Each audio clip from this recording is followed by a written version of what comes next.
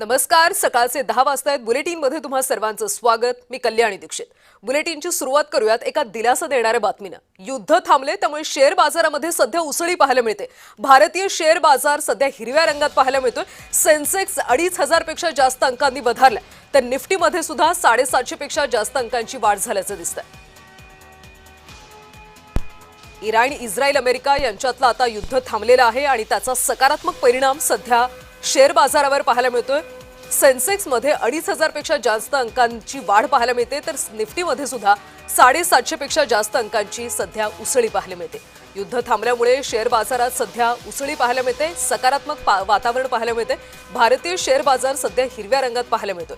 गेल्या काही दिवसात शेअर बाजारामध्ये बरीच चढ उतार पाहायला मिळाली होती, कारण अमेरिका, इस्रायल आणि इराण यांच्यामध्ये युद्ध सुरू होतं. आखाती देशात युद्ध सुरू होतं आणि याचा परिणाम भारतीय शेअर बाजारावर वारंवार जाणवत होता. सेन्सेक्स आणि निफ्टीमध्ये घसरण पाहायला मिळत होती, मात्र आता युद्ध थांबल्यानंतर सेन्सेक्स आणि निफ्टीमध्ये चांगलीच उसळी पाहायला मिळते. सेन्सेक्स 2,500 अंकांनी वधारला, तर निफ्टीमध्ये सुद्धा 750 पेक्षा जास्त अंकांनी वाढ झाली. त्यामुळे गुंतवणूकदारांना चांगलाच दिलासा मिळाल्याचं पाहायला मिळतं. तर आता आखाती देशातलं युद्ध थांबले आणि त्याचा सकारात्मक परिणाम सध्या शेअर बाजारावर पाहायला मिळतोय. सेन्सेक्स 2,500 अंकांनी वधारला, तर निफ्टीमध्ये सुद्धा 750 पेक्षा जास्त अंकांची वाढ झाली.